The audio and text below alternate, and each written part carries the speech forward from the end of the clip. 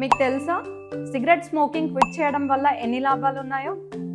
Cigarette smoking quit చేయడం వల్ల first 20 minutesలో blood pressure and heart rate normal అవుతుంది.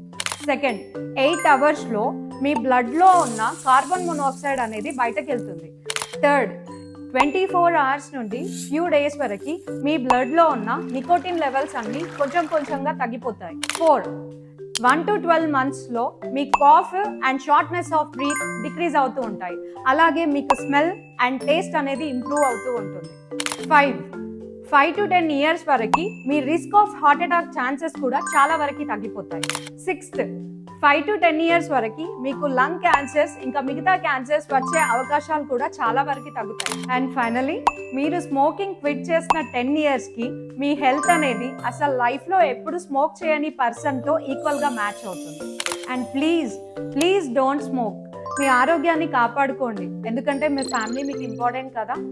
కంటెంట్ నచ్చితే please like and subscribe. Thank you.